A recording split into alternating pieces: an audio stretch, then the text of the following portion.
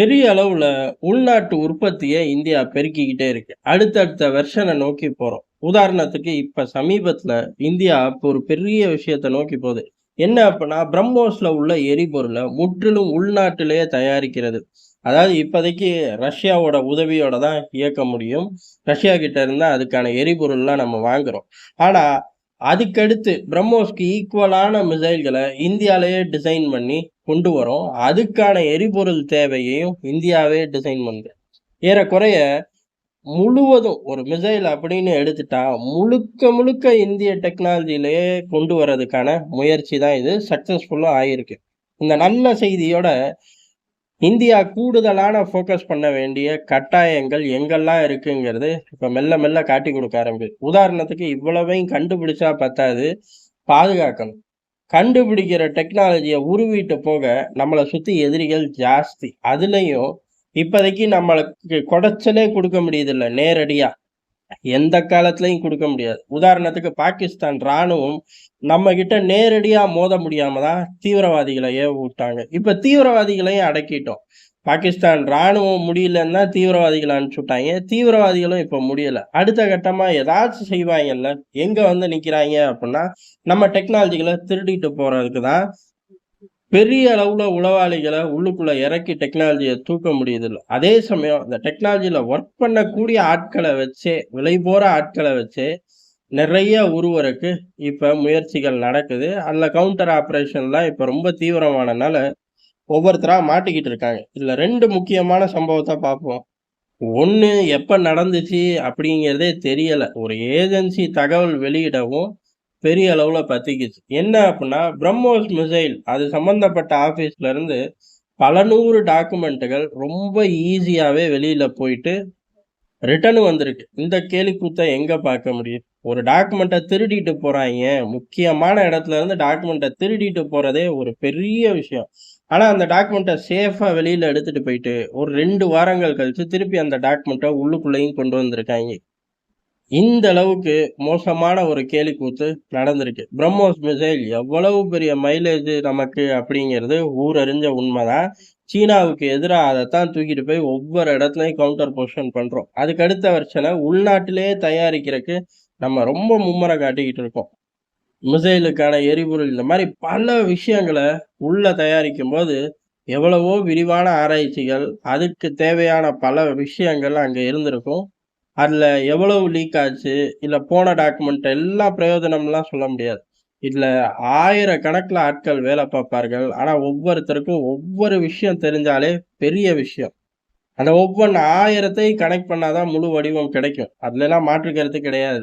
ஆனாலும் இவ்வளவு சொதப்பணுமா அப்படிங்கிறது தான். சரி இது நடந்து ரொம்ப காலம் ஆயிப்போச்சு. அடுத்து இப்ப தடுக்கப்பட்டிருக்கு.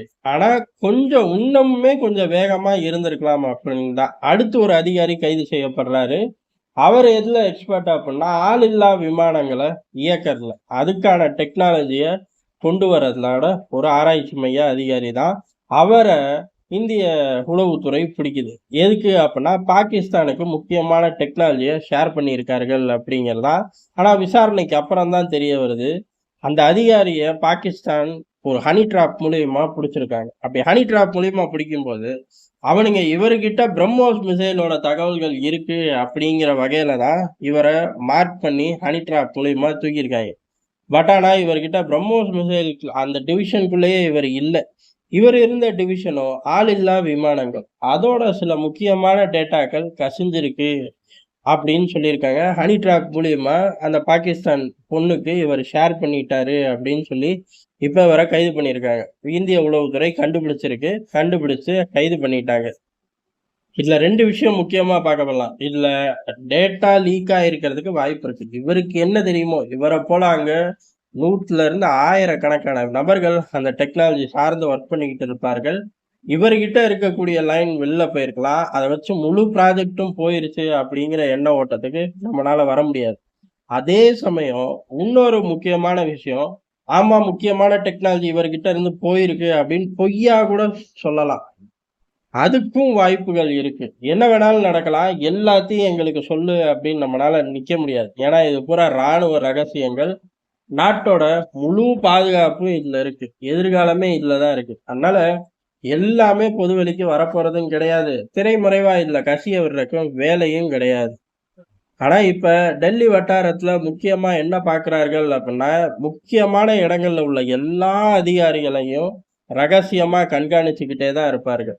ஏன் அப்படின்னா, அவர்கள் கிட்ட பல விஷயங்கள் இருக்கு. நாட்டு சம்பந்தப்பட்ட விஷயங்கள். அதனால அவர்கள் பல நேரங்கள்ல எதிரிகளுக்கு டார்கெட் தான். அவங்க கிட்ட இருந்து இன்ஃபர்மேஷன எப்படி புல் பண்ணணும் அப்படின்னு தான் பார்ப்பார்கள். அதுக்கான வேலைகள் ரொம்ப தீவிரமா நடக்கும். இவர மிரட்டி வாங்கலாம், இல்ல இவர ஏமாத்தி வாங்கலாம், இல்ல இவர விலை குடுத்து வாங்கலாம். அதுக்காக தனியா ஒரு கவுண்டர் டீம் வச்சு பார்த்துக்கிட்டு தான் இருப்பாங்க.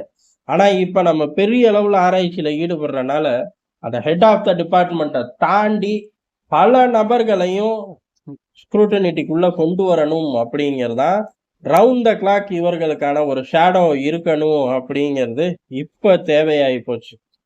ஒரு ஆஃபீஸ்க்குள்ள அம்புட்டு பேருக்கு கொண்டு வர முடியாட்டியும், மெயினான ஆளுகளுக்கு கொண்டு வரலாம். இல்ல எல்லாருக்கும் கொண்டு வந்தா, அதுல ஃபில்டர் போட்டு யார் டார்கெட்டா இருப்பார்கள் அப்படின்னு ஃபில்டர போட்டுக்கிட்டு, ஓரளவு கண்காணிப்ப தீவிரப்படுத்த வேண்டிய கட்டாயத்துல இருக்கோம். ஏன் அப்படின்னா, எவ்வளவு தூரம் கண்டுபிடிக்கிறோமோ, அவ்வளவு தூரம் அத பாதுகாக்கணும். பாதுகாக்கிறதுக்கு தான் ஜாஸ்தியான செலவாகும். குட்டியூண்டு டே டு டே சிவிலியன் பயன்பாட்டுல இருக்கக்கூடிய சாஃப்ட்வேர்ஸே ஏகப்பட்ட பாதுகாப்ப செஞ்சு தான் வைக்கணும். அப்படி இருக்கும்போது அரசாங்கங்கள் இதுல தயக்கம் காட்டுறதோ, சுணக்குறதோ தேவையில்லாத வேலை. என்ன தேவையோ 100% எஃபிஷியன்சியோட ஷேடோ போட்டு ஒர்க் பண்ணா மட்டும் தான் நம்ம டெக்னாலஜிகள நம்மளால காப்பாத்த முடியும். அதே போல இந்த டெக்னாலஜிய திருடுறதுக்கு 2 முக்கியமான விஷயங்கள் சொல்லப்படுது. ஒண்ணு என்னன்னா, நம்ம டெக்னாலஜிய உருவிட்டு போணும் அப்படிங்கிறதான். இன்னொன்னு இந்த டெக்னாலஜி சார்ந்து உருவவே முடியாட்டியும், பல நபர்கள விட்டு மோத விட்டுக்கிட்டே இருக்கணும். அதான் எதிரிகளோட திட்டம். அப்படி மோத விட்டுக்கிட்டே இருக்கும்போது, அதுல ஒரு டீட்டெயிலும் இல்லாத நபர்கள் கூட, அந்த ப்ராஜெக்ட்ல அவர்கிட்ட எந்த டீட்டெயிலும் இல்லாட்டியும், அவர ஒரு ஹனி ட்ராப்போ, இல்ல மிரட்டியோ, விலை குடுத்தோ வாங்கிட்டு, வாங்கினதாக ஏதோ ஒரு காலகட்டத்துல தெரிய வந்து தான் ஆகும். எப்படியாச்சும் கண்டுபிடிச்சுருவாங்க. அப்படி கண்டுபிடிக்கும்போது அந்த எண்ணிக்கை கூடிக்கிட்டே போகும். ஆனா, எதிரிகளோட நோக்கம் என்னன்னா, அவர்கிட்ட எந்த டேட்டாவும் இருக்காதுன்னு தெரியும். ஈஸியா மடியக்கூடிய ஆளா இருக்கலாம். ஈஸியா டார்கெட் பண்ணி இழுக்கலாங்கிற நம்பிக்கையில அவர்கள டார்கெட் பண்ணியிருப்பார்கள். ஆனா, அங்க விஷயம் இருக்கணுங்கிறது எதிரிகளுக்கு அவசியம் கிடையாது. ஆனா, இப்படி ஒரு நபர இழுக்க முடியும் அப்படிங்கிறத ஒட்டுமொத்த உலகத்துக்கு காட்டும்போது, டெக்னாலஜி ஷேரிங்ல ஏகப்பட்ட ஒப்பந்தத்த போட்டு முன்னேறி போய்க்கிட்டு இருக்கக்கூடிய நாடு. அப்படி டெக்னாலஜி ஷேர் பண்ணக்கூடிய நாடுகள் என்ன யோசிப்பார்கள் அப்படிங்கிறது தான். கிடைச்சா டெக்னாலஜி, இல்லாட்டி டெக்னாலஜிய கிடைக்க விடாம தடுக்கலாம். இந்த 2 விஷயத்த மையமா வச்சு தான் பெரிய அளவுல ஆட்கள இறக்கி விட்டு மோத விடுறார்கள் எதிரிகள்.